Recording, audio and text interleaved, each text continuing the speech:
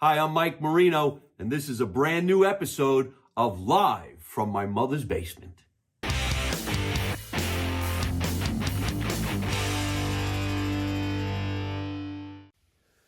Hey everybody, how you doing? Welcome to another edition of Live from My Mother's Basement. It's Christmas! Merry Christmas, everybody. I'm sitting here with one of my favorite talented comedians / elf on a shelf. Let's start this off like this. Come on.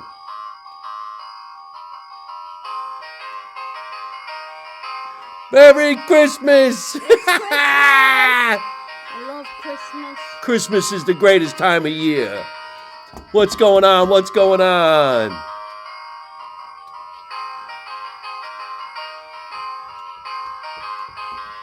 All right. We all know the Charlie Brown Christmas song, and we know the Charlie Brown Christmas tree. I thought it would be really funny to start off like that. Thank you, everybody, for joining us for our Christmas special, live from my mother's basement. I'm so excited to be doing this podcast for you all to be watching because one of the most famous comedians on TikTok, Instagram, YouTube, all over the internet is this guy right here, Mario Bosco. He took time out of his busy day in the city to come down here into the basement all the way from Brooklyn to be with me. Mario, God bless. Thanks, pal. Thank you. It's Christmas Day. I have to come visit you. An elf his duties as an elf is to come visit your house live from my mother's basement. I got to tell you, man, you make the best elf I've ever seen. Look at you. You even got your little red bow tie. I got to tell you, the first thing I did when I came down the basement, let me tell you something, is I went around, sneaking around, looking for Christmas decorations. And let me tell you something. Thank God I didn't break nothing. I got some classics down here, don't I? Yeah. Upstairs by the fireplace is Santa and Mrs. Claus. Yeah. And, of course, they're up there moving and grooving, by the little electricity thing. But they're really, really old. However, they're not half as old as some of the other things that are in this house, like the actual Christmas tree, the balls that you were looking at. Yeah. And what was that stick, the candlestick? That's your baptism stick. Yes, baptism. When you get baptized, they light the candle in the church, and they light it from the big candle that they put in on Easter, and that goes from Easter to Good Friday, and that's when they put a new candle in, and they light that candle to light your baptism candle, and that baptism candle is to be celebrated every year on your birthday. It's supposed to be on the cake, and you're supposed to light it, and as soon as you're done, you blow it out till the next one, so it lasts. But his is mint condition. I'm sure he had a lot of birthday cakes and a lot of birthday candles, but that candle is a symbol of your Christianity to God, especially that it's Christmas Day. I never took it out of the box. We only take it out of the box at Christmas because my mother put it in there, so it could be hers. Well, we got to check the name. You know? It might be one of your brothers. It might be yours. It might be... Well, I'm the guy who keeps everything in this house, so it could be just mine.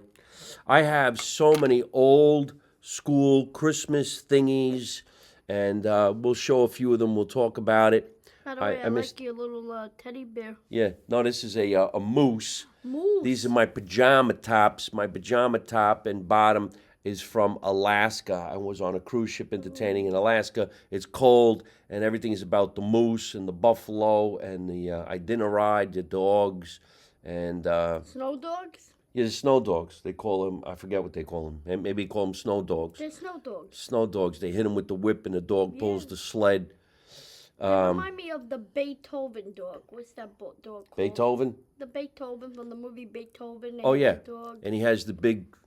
bow tie, like me. Yeah, but it's not a bow tie. It's a gallon of alcohol or something like that, right? Are we talking about the same dog? He carries alcohol and maple. Yeah, to help you when you pass out or you get frozen. Mm-hmm. What the hell's that dog called? I don't know. Big fat dog. Saint Bernard's? Saint Bernard. Saint Bernard. Yeah, he saves you. I don't know how we went on that track, but okay. Yeah, they got the seals out there, the Eskimo. So anyway, I bought this, and I bought the matching pants and the hat, and this is how I celebrate my Christmas morning. You remember Christmas morning when you were a kid? Yeah. Yeah. You came running to see what was underneath the Christmas tree. And all you found was a hug from Mom and Dad because they had no money to buy you stuff. My father used to say, Santa Claus is broke. Yeah. He didn't get the bonus this year. Yeah. So, And we never said anything. Whatever, if they had a little thing for us, maybe. And I was just telling my friend, back in the day, do you remember when your mother would not gift something unnecessary, but they would gift like a panettone or a can of coffee or a bottle of wine? Like today's more with the wine, but back then you would go get the Medaglia d'Oro coffee cans and they would roll them up and that with a little package of cookies, and that was like beautiful yeah. because you probably get maybe 10, 15 cups of coffee out of that, or pots for different amount, and it was a useful gift. It was. And it was thought out. I love by the way, all your fancy Italian bottles. Yep. There's a lot of Italian bottles down here. Here's one of my favorite Italian bottles. I want to drink this now. I'm glad you knew what it was because this came from our new friend who has the catering company. And Makes the best rice balls. yeah, the rice balls. There's one right here. Rice balls, spectacular. We're going to bite into that in a little We're while. gonna try that. I have a fork. I'm sorry, I didn't mean to pick it up with It's my fingers. Christmas breakfast. But look at this. Don't shake that because you'll have an explosion. Yeah, it's going to explode. But aranciata? No, it's Aranciata Aranciata. di Palermo. It's 70 years old company, and you would think, like, when I first saw it, I was like, let me see this. I go, am I drinking something Asian or is it something? And then my friend's like, no, that's not Asian. That's a Sicilian lady, and this is how they used to make aranciata. It's beautiful. It's chilled. It's cold. Maybe I'm gonna take a sip of that. It's real, and you're supposed to there's a little bit of aranciata. That's why I shaked it. Shook it. Give it a little like that. Yeah, what is that down there? It's the flavoring of the orange to make this. This is the palado, aranciata pelado, and it's got like the peels of the skin of the orange here. Well, it's nice and cold. Let me get a glass. You want to share one? Yeah. What do you find under here? Aspetta. No. See if there's another one like this. Yeah. All right. I found one of these. Well, I It'll can't do. even fucking open it. Oh, there we go. Well, why don't you get me either one of these or one of these. Got to match it. All right, we're going to have aranciata in a wine glass. It's Christmas, who cares? In an Italian house, in a regular person's house, they leave cookies and milk for Santa Claus. Not us. We're Sicilian. What'd you leave? I love cookies and aranciata. Biscotti con l'aranciata pelado de Sicilia. A salute. Merry Christmas. My mother left lasagna and sausage. Santa Claus ain't leaving. He's too fat to go up the chimney. Wow. I think back to the Christmases, the story behind it, where Santa Claus used to come down the chimney. And there's two things that I didn't understand. One, the fireplace was on. So he came down, and what happened? Did he burn himself? Maybe. Did he have a little bit of a situation on him? And then he can't fit down the chimney. He can't fit. When we had that house and we'd hear somebody on the roof, I'd be scared that it wasn't Santa Claus. It was somebody that might have been the Grinch. If you think about it, the fairy tale of Santa Claus is kind of crazy because, first of all, he's too fat to come down the chimney. I wonder who even started that. And if the fireplace was on, what did he do? Take out his bichadil and piss on it so it went out? Even the reindeers. How do you leave? You had 7 reindeers. Dorsha, what's her name? Downey and Donny and this one and that one and Rudolph. The Italians. And his sister says, That could actually be really funny. It wasn't Rudolph, it was Rudy. Rudy the reindeer. Rodolfo. Rodolfo. Yeah. Well, Name the 12 reindeer. Anthony, Nicky, Joey, Tony, Salvi, Frankie, Angelo, and Downtown Rudolph, Ronnie, and Rudolfo. and Rudolfo. Hey, what are you doing? Hey, my nose is bleeding. You know An why? Italian Christmas. Because he owed some Shylock Yeah. a few shekels. Why was Rudolph's nose so red? He kept going like this. Shh. Isn't that funny, man? Yeah, he didn't see nothing. He don't know nothing. I don't know nothing. Hey, did you see Santa Claus? No, come on. He don't come around here. One of my favorite jokes that Mike tells is, we see nothing, we hear nothing. And back in the day, they'd be like, "Hey, did you see what happened? Did you?" I don't see nothing. I don't know nothing, and I'm on my business. So when they say, "See something, say something," no. Yeah, right? Sita. If you see something, say something. No, you keep your mouth shut. This is really delicious. Because you're getting a macchiato.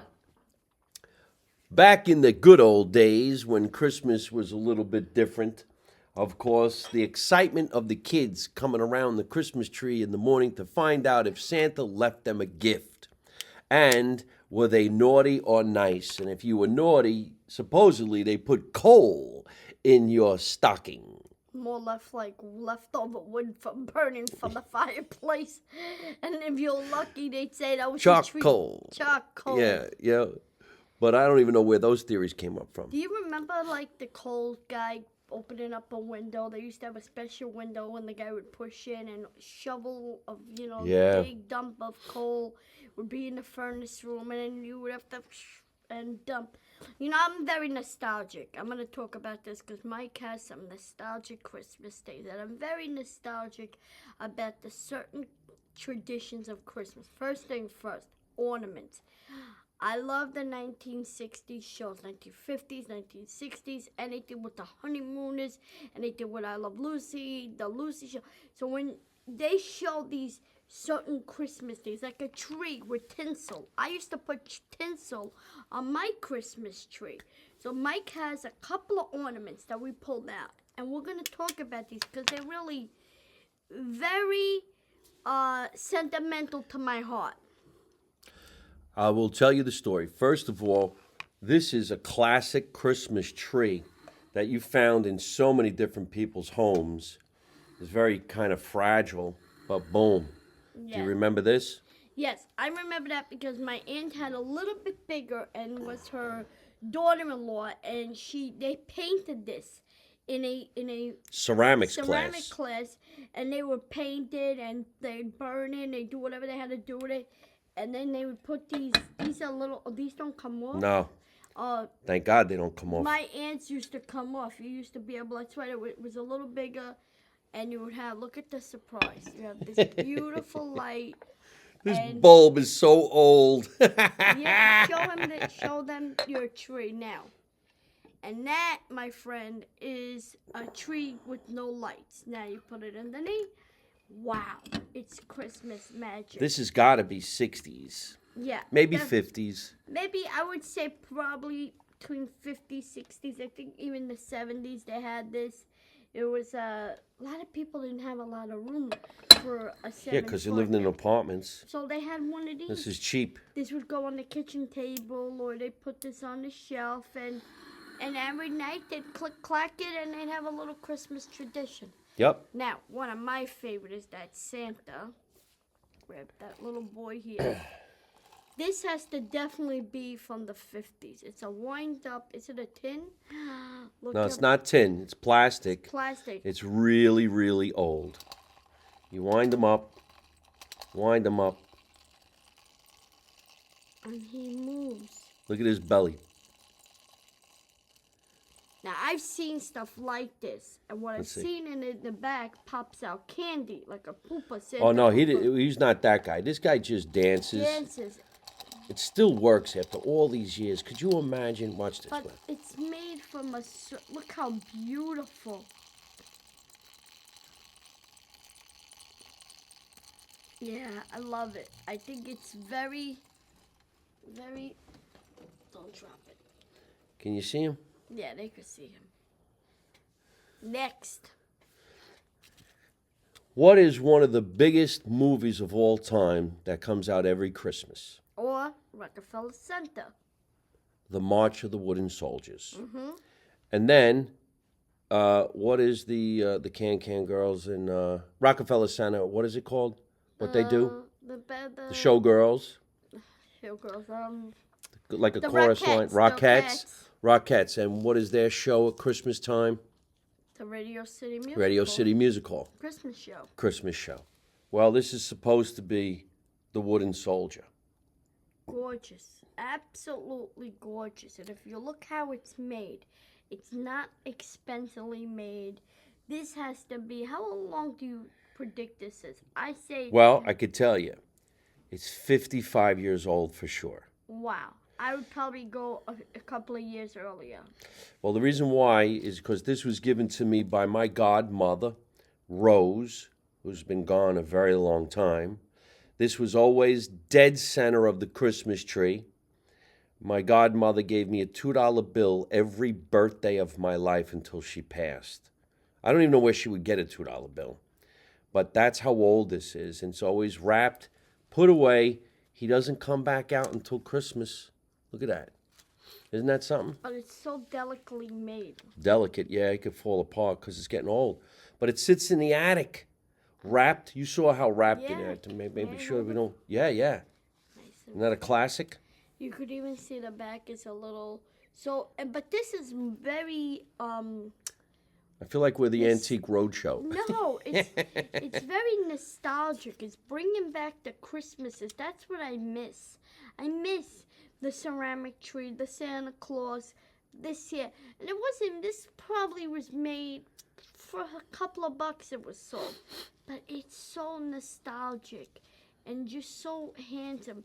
And if you look at his hat, his head spins, it's kind of like a little bit of a bobble. Yeah. And it was probably one of the first bobbles. Maybe you need to put a little crazy glue back here like this so you can see his head. But still, it's a holiday treat for them. And I gotta tell you, like I said, I went through their box of ornaments and I said, wow, I love this, I love the Santa, I love that tree. We'll get to other stuff like the baby Jesus. We'll talk about Mario picked this out of the boxes that were being unwrapped before I set up my tree. And he liked that. And we'll put it right over there. Yep. All right, so here's something else.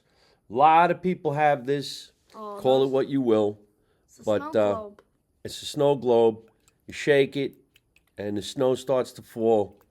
It's been sitting in there for so long that the snow... Oh, there it goes. It's working. It becomes stuck. Well, you keep shaking it, we're going to get some real snow out here. Bada boom!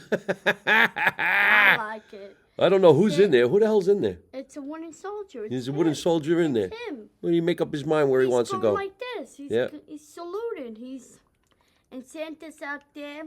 But you know, you look at these kind of decorations and you say to yourself, why would Santa, who should be out delivering the toys, be hanging around his sack and posing?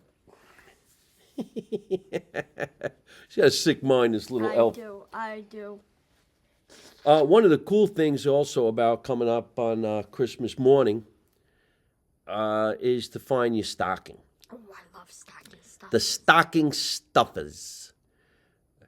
Usually in our stockings we had candy canes, some kind of chocolate. Remember the little chocolate Santa Clauses, the chocolate somethings. And a little trinket toy, like something A tiny little toy. A penny toy.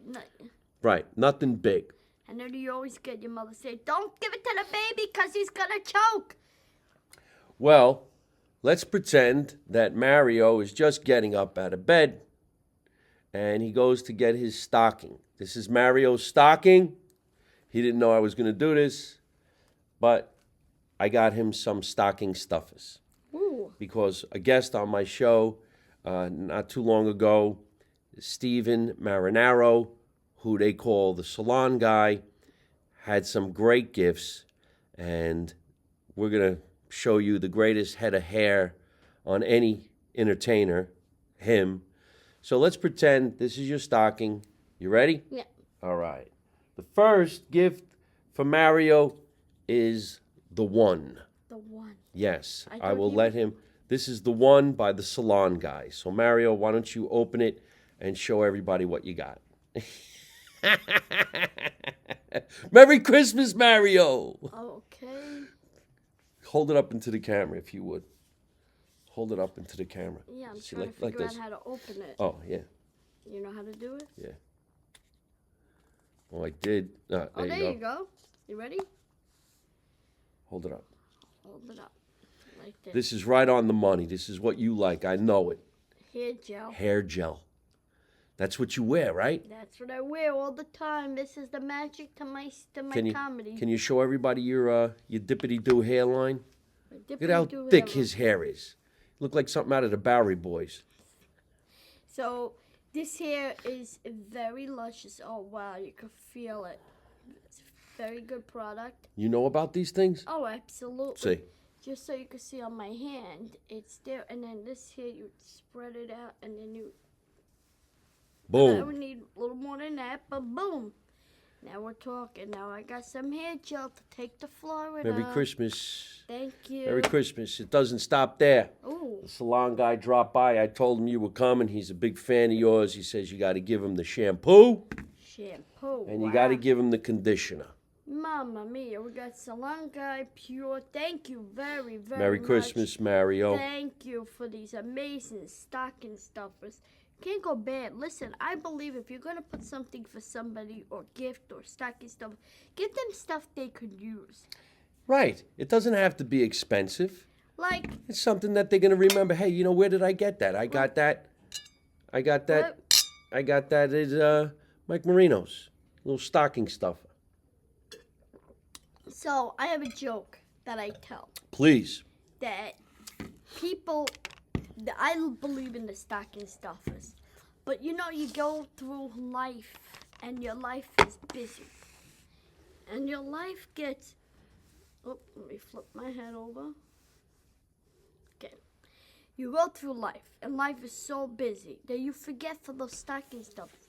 So you know what you got to do on Christmas Day when everybody's ringing your doorbell?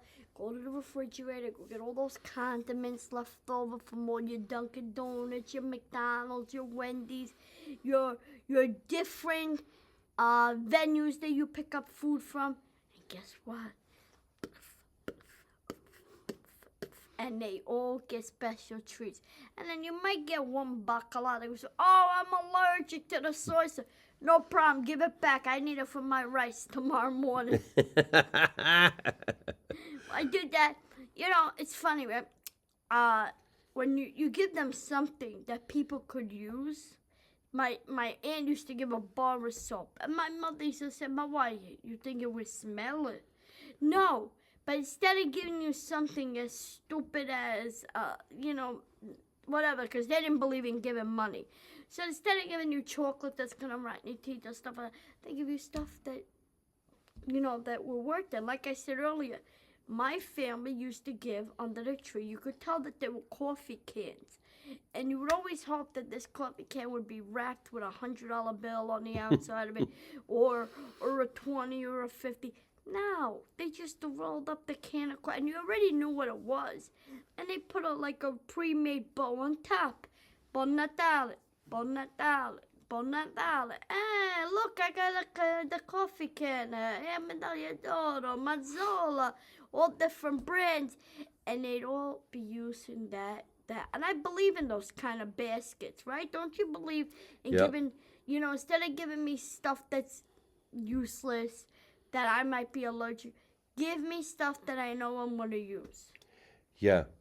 My mother would stuff our stockings with socks, underwear.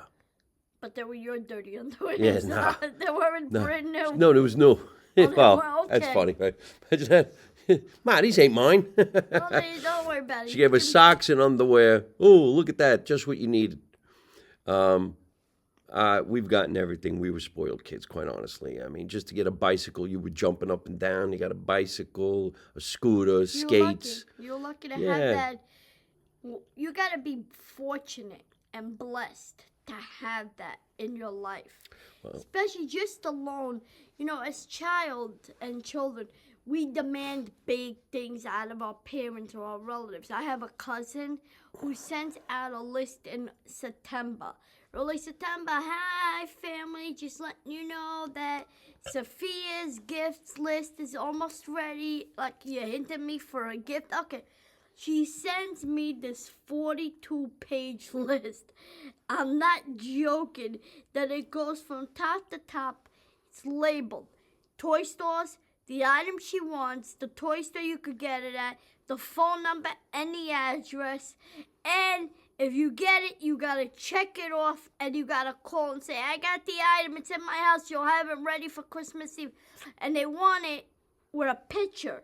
Like you don't believe me that I bought it for you. So you want a photograph so you visually could put my name on that photograph and say Mario Bosco bought me the Susie Q Easy Bake Oven, their sister's ass. Susie Q. Easy Bake Oven. I don't know who made that. I love the Easy Bake Oven. We were I boys. broke We so could. We many weren't. of them. I think they broke on their own. No, You used to I get broke- electrocuted when you twisted the light. I threw one out the window on my sister. Oh yeah. Christmas Day, my sister went hysterical crying.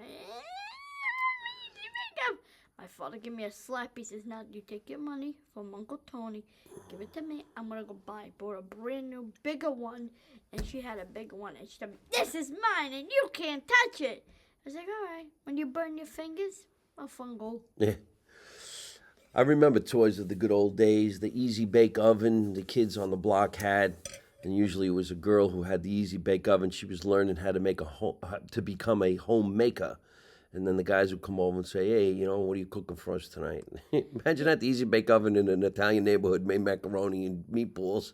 You could open a window in an Italian neighborhood and smell the delicious cooking on Sunday, especially Christmas Eve, the seven fishes, or the Christmas Day. But one thing I love is that Mike has some nostalgic jokes. That he talks about certain items, like the Easy Baked Oven in his set. He talks about, a couple of toys that he used to get from Christmas, right? The Click Clacker. They're over there. I got them. I really do have those toys. Anything I ever talked about on stage, I actually lived. They're here. But these are beautiful. I'm an 80, I'm born in a 73, but 80s is what I remember. So, the Easy Baked Oven. My sister got Barbie dolls. I had, so when I hear Mike talk about those items, those are moments of that I could go, wow, I remember those. The slip and slide. Slip and slide. We had those. But mine was homemade like yours. They wouldn't go out and buy $29. You gotta blow it up, and then you gotta go and my father go, tu spostato. I gotta go and blow your toy for you. No. And like Mike says in his jokes, this is there, and you could relate to them. That's why the audience goes crazy when Mike does his jokes. Thanks, Mario. And the audience goes crazy when Mario does his jokes because he does jokes about his real life and why he is the way he is. And I have to say this, recently we were all in Chicago, big comedy tour, Chicago, about maybe 800 people in the audience at the Des Plaines Theater. Mario goes up on the stage. We're all back there cheering for him. Come on, Mario. Come on, Mario. People were applause breaking, laughing, joking, having a good time with Mario. Then he comes to one of my favorite jokes, and he says the joke, and it got the hugest applause. And I don't know if you could see us, but there was 3 comedians on the side to your left going, yes, yes, yes. We were screaming like he kicked a field goal. I said, can you do that for everybody? Can you set that up? Yeah. The cannoli. Yeah. So, my mother, says you're made from the best stuff on earth. And I always say, does your mother ever say you're made from the best stuff on earth? And I said, Snapple, Ma? And she said, no, stupid. Your father's cannoli cream. And then they were like, and I go, he's a baker. Relax. Yep. He's a baker. I love that joke. You're made from the best stuff on earth. You mean Snapple, Mom? No, your father's cannoli cream. And then the people go, wow. And he goes, relax, he was a baker. That is the greatest joke. And speaking of cannolis, naturally, cannolis is big amongst the Italians, of course, maybe amongst about everybody, but I'm not Did you, really big into the cannoli. I like the other did your stuff. mother make cannolis Nah, she homemade? didn't make it homemade, no. We got everything at the Bavella's Bakery. Well, my mother would go in there and say, "Oh, thank you. Tell your family I love them." And then she'd walk out and go, "I hate these people. I hate these people." Right? So Mario's notorious for showing up somewhere with cannolis that he gets from somewhere Villa that are just Bate out of Alba. control delicious. Villa Bate Alba in Brooklyn. And our dear friend Susie from She Catch does. a Rising Star Loves loves them. She already put a request in. If I give you a spot on a show, you owe me the cannolis Yep. for the holiday season. And I said, you got them. What a bribe. You want stage time? Get the cannolis. Leave the gun, take the The cannolis. cannolis are just so. My mother used to say ganul. No, it's cannoli. And Cannoli? if it's a single one, it's cannolo. But if it's multiple in a box, you say cannoli. So your Cannoli. language is Sicilian. Yeah. See, my mother was Bruzzese, but she said ganul. No, it's ganol is the gun. Ganul. Cannoli Ganul. is the proper, but still. She never said cannoli. Ganul. Okay, what's your favorite holiday movie? Oh, well, It's a Wonderful Life.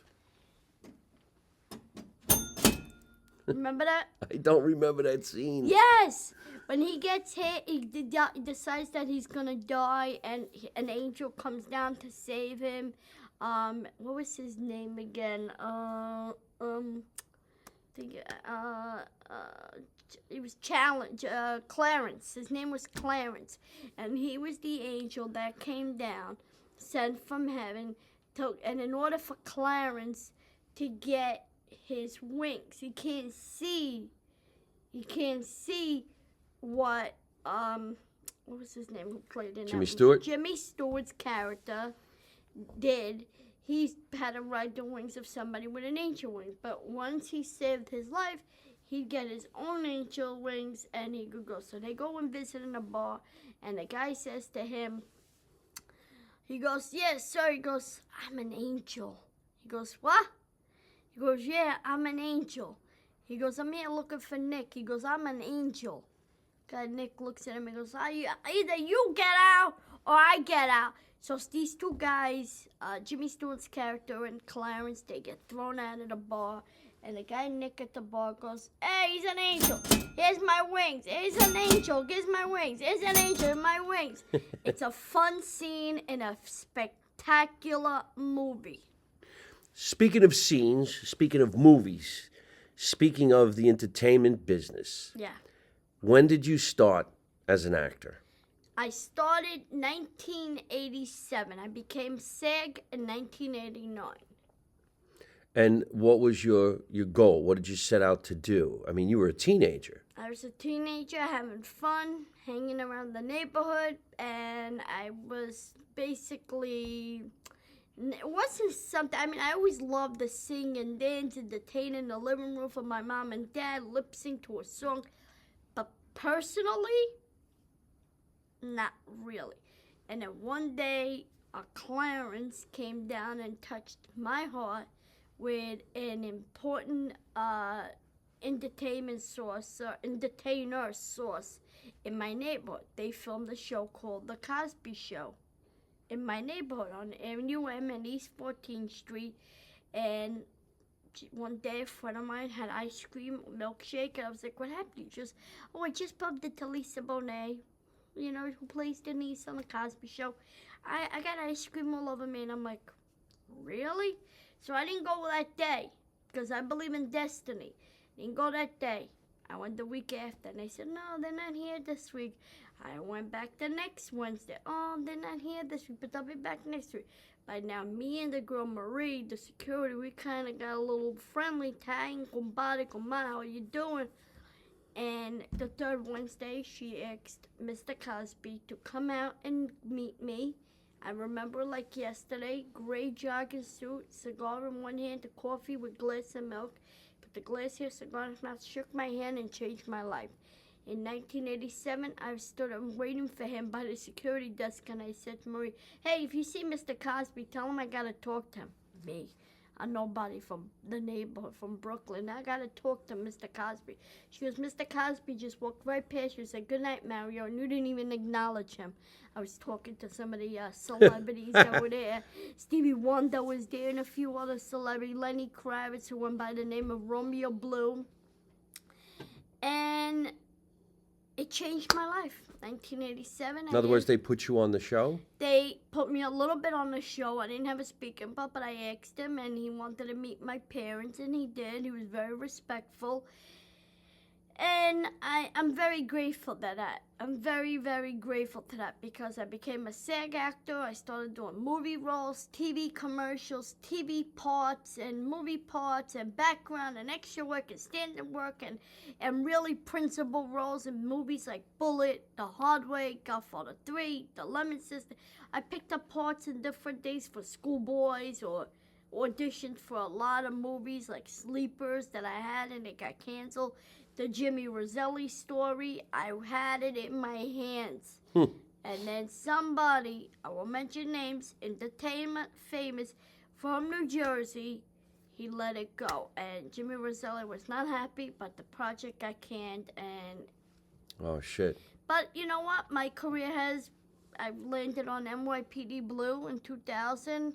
I landed on the steps of Fox Sports, got on the Best Damn Sports Show. And in 2009, like that, I met this man. 2009. 2009 was a festival, San Gennaro in LA, and Jimmy Kimmel was hosting the festival, and Mike would be one of the entertainers. And I'm looking at him and I'm going, wow, I want to do what he does.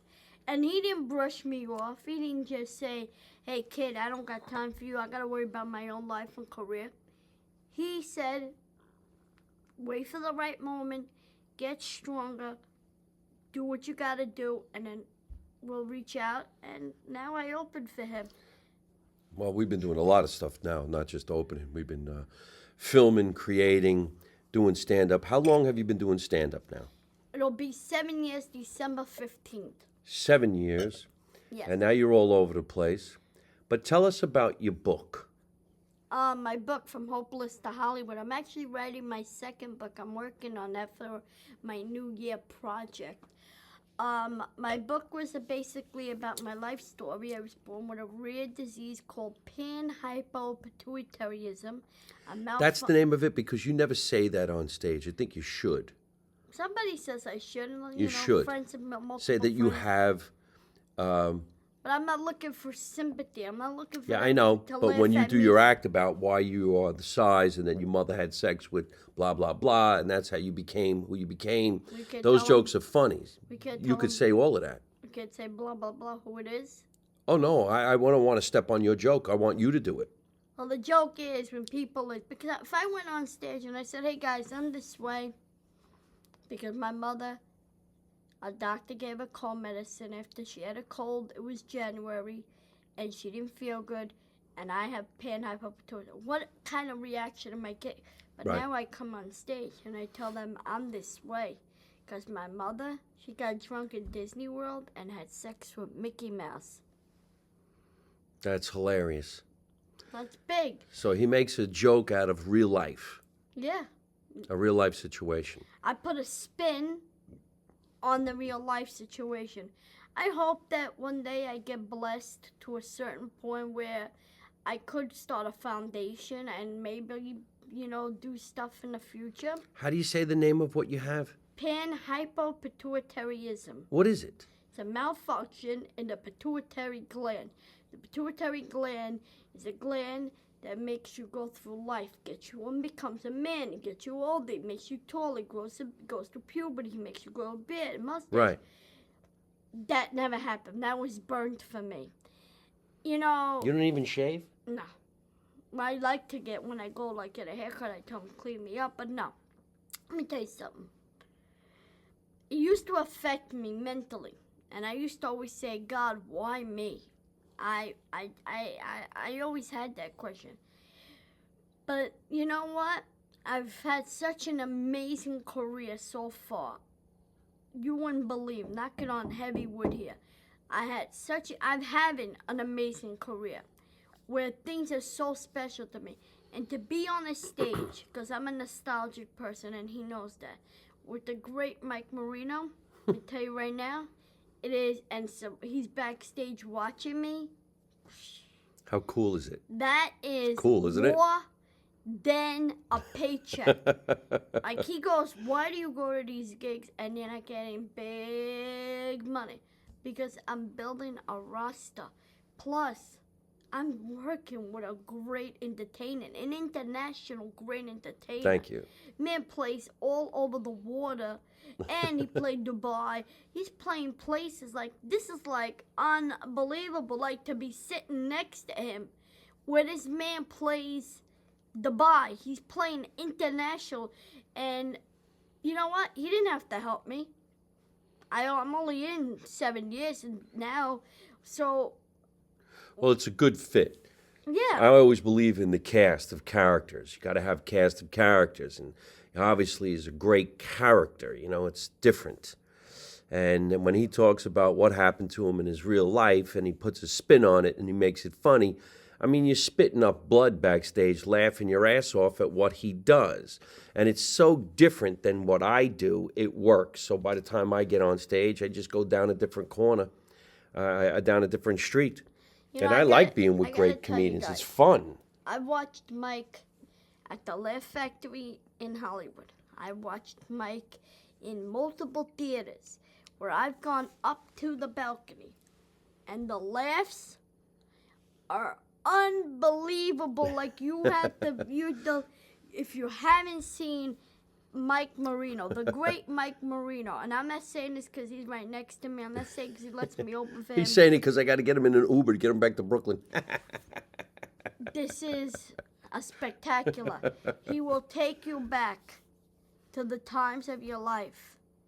You're going to laugh, you're going to cry, and you're going to hug him at the end because you're going to go, thank you for taking me down those memory lanes. And what do we all do after a show? I tell all the comedians after the show, what are we doing? We go out, we say thank you to We all go the talk guests. to everybody. Take pictures. Take pictures, shake Try to hands. sell merch, and it's not even about the merch because I've seen Mike bring merch and not even sell merch. It's more of letting the people know, hey, I'm not here to entertain, collect the money, sell my merch, and get out of here. I'm here for you guys to make sure you meet me. And he has a beautiful website of show dates between you and me. That's how I know where he's going to be next. I see you going to Florida, Mike. Yeah. When are we leaving? When are we leaving? I don't even go, hey, Mike, can I come? When are we leaving? When are we leaving? What flight are you on? But tell us, go ahead, about the book. Is the book available? The book is available. It's called From Hopeless to Hollywood. It's a tailspin from the hopeless is from me because they said I wasn't going to get past probably the first year because it was very delicate. I spent my first 7 months in the hospital, Mount Sinai. I went from Brooklyn, Caledonia to Mount Sinai, uptown Manhattan. And I came out, I was born in January. I came out in some point in July, okay?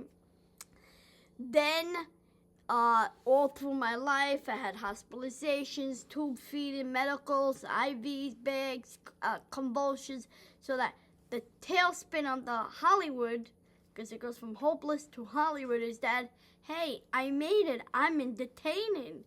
I'm very happy. And look, you know, I turned lemons to lemonade. And I tell that to everybody. Listen, you don't need to stand on the sorrow and have people bring you a basket of goods. Go out and get that basket of goods. Because you have a disability, guess what? That disability is not a crutch for you. You have to physically go get your dream. I did it, and I'm very proud of myself. I'm so happy of my life that I think about. If I had ever thought about doing something stupid to myself, I would not have visioned all of this. And like Clarence,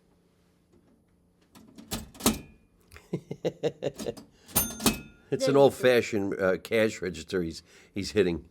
But that's really great. That's a great story. So in the book, is this life? yeah, it was very hard for me. I wasn't a comic at the time, so it was very hard for me to physically open up about it. So I always told the writer, listen, let's do like a slice of cake. Slice of good and a slice of something that's not so good, like flavor to me. So we do stuff about movies and TVs and fun stuff, and then we'd go and talk about until I couldn't handle it anymore, and then we go back to the fun stuff. There is a comedian who created probably one of the greatest iconic figures in the world. And maybe you could follow in his footsteps just a little bit, and that's Pee Wee Herman. Because Pee Wee Herman was a stand-up comedian, but when he decided, like his name is Reuben Paul? Is it Reuben? Paul, I think. Oh, I can't think of his name.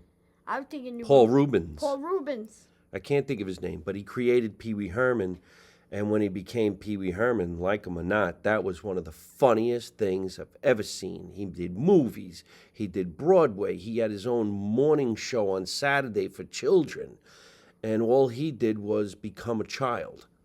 Yeah, He acted like a child. He relived his child youth. He relived his day. And we went with him. He was great. One of the other one, Andy Milonakis. Everybody asked me if I always had the Andy Milonakis disease, and I don't know who that is. Andy Milonakis was a guy that Jimmy Kimmel knew when he was doing. He was starting his career, and he helped him out, and he gave him a show called the Andy Milonakis Show. And I met him a couple of times at Jimmy Kimmel Live in LA and New York and Brooklyn. Nice guy, very nice guy. I think he lives here in New York and had an opportunity for something. It depends on if you grow your career. You grow to your capacity, or you grow it beyond that, and you gotta go after things. If I go after a company and I say to them, let me sponsor your clothing, let me sponsor your sodas, let me sponsor your hair products, let me sponsor this, let me sponsor that.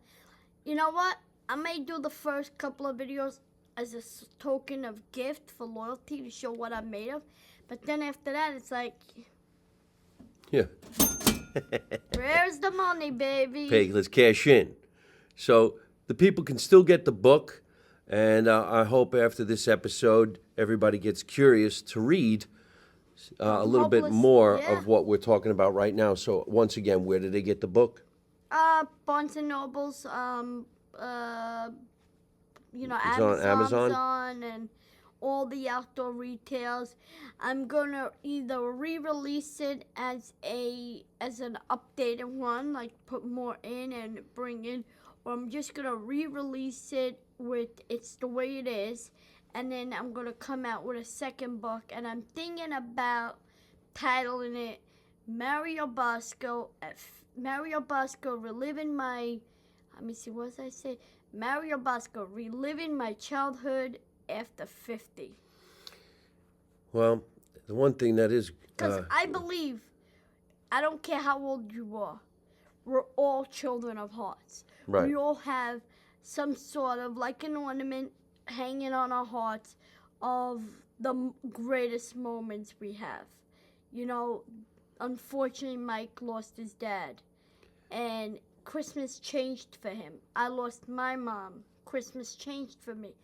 Those Christmases, those holidays that we had among big family, those tables of 20, 30 people, we couldn't wait to clean up the table to play Italian cards, are gone. And now you look at yourself, and I don't want to say the word envy. I'm happy that Mike gets to celebrate holidays on cruise ships and not be home sitting there thinking about what he could have had or what he used to have, because we can't fix God's plans. No, it's gone. This is the first Christmas, Thanksgiving, New Year's without my dad. And you try not to think about it too much because you will fall apart. But this basement was filled with so many family members laughing and joking and eating. The kids' table, the adults' table, the side table, the coffee table. It was just the best. And yes, traditionally on Christmas Eve, that was when you had everybody over and had the 7 fishes. And then on Christmas Day, you got up really, really early. You went to Mass, you came back home, and then you just were with your close family members. Or you went somewhere. Here's the thing. Christmas Eve, somebody had to wash the bacala. Ugh. Let me tell you right Either that or you got the bacala. Let me tell you right now. I am washing nobody's bacala. That's disgusting. That is not That's something that disgusting. I want to think about. Most people don't even know what the hell we're talking First about. of all, Like it's some kind of old fish. It's a type of codfish. So Italians, they do the 7 fishes, which I think is clams, mussels, Calamar. shrimp, calamari, a squid salad. It's the bacala and a few other things that they add on. Flounder. Lobster, flounder. I never saw lobster. Yeah, lobster, shrimp, clams, mussels, baked clam. Ugh. I hated all of that. I don't need any of that stuff. Shit. So a friend of mine sent me my friend Josephine from Lenny's Pizza. Josephine. You know Josephine? Yeah, from No Lenny's shit. Pizza in Brooklyn. Sent to me that just closed down where Saturday Night Fever was filmed. They closed it? They closed it, so I'm going to be 2 years in February. Why? They wanted to move to Florida. They were tired of It the was the original owners? original owners. From when they made the movie? No, they bought it right after the movie was made. In I think after Staying Alive. I think they were there for Staying Alive, but not the original Grease, not the original Saturday Night Fever. But they remained good friends with Stallone, who directed Staying Alive, and Travolta, and they came back to the pizzeria, and we did. Before they closed the pizzeria, we did something. Me and her, we made a video. And it hurt me because it was the last slice. So she just sent me a Christmas gift, an apron. I should have brought it, excuse me. And it says, you know, the 7 fish of Christmas with Santa Claus in the middle. And then on the bottom it says, tell Mama I washed the bacala. I didn't know that they closed that Yeah. pizza joint. Yeah. What is it now? It's an average junk store, probably. I don't know what went in. No here. shit, so Yeah. she's not there no more. No, but I'm gonna see her in Florida soon, and I'm happy about that. Oh, she's part of the family? Yeah, she's okay. She's a good people, you know. Well, hey, she's- we're gonna be touring Florida. We're gonna be touring New Jersey. We're gonna be touring New York. We're gonna be touring like crazy. Tell everybody where they can find you all over the internet. Mario Bosco Comedy, Instagram, YouTube, and TikTok.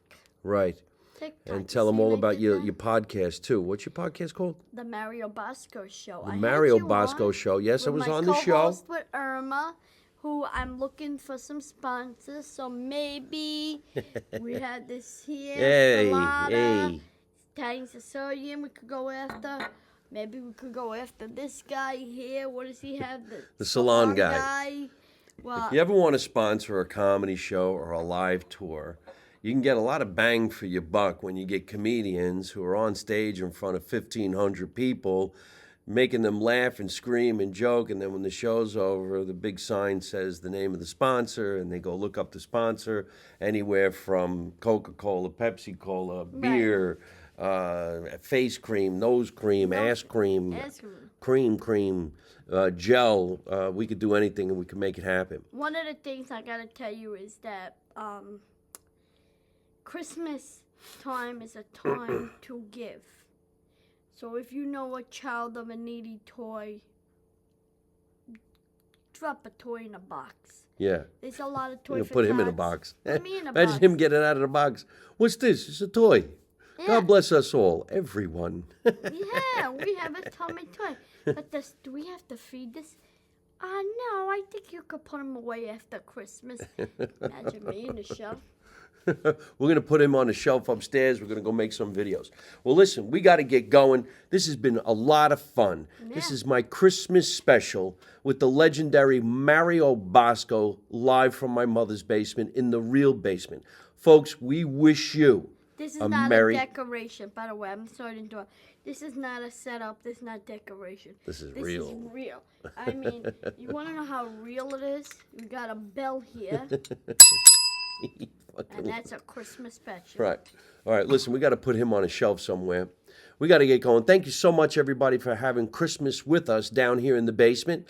You can watch my podcast live from my mother's basement every Tuesday night at 8 o'clock Jersey time right here on my YouTube channel, which is Mike Marino Live on YouTube. You could also listen and watch this podcast on Spotify and listen to Italian American Radio in New York City with our mutual friend, Yes.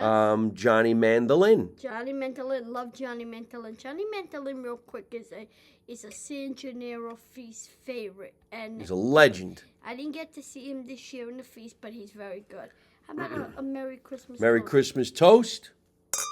I want to thank my I want to do a nice big shout out and a thank you to my producer, Tatiana Blueshell, who has been producing this show in its inception. I don't even know how many years we're doing this, but we're up around 350 somewhat episodes, and we're going to go straight into the new year, 2025, with all of this great stuff. Are you excited for the 2025? I am. 2025, here we come. No Big more days. pandemic. There's going to be somebody in the White House. Hope it's going to be the right one. It's not me. I tried. We're still going to keep on doing Make I America voted for Italian you. again. I'm glad he voted for me. He wasted his vote.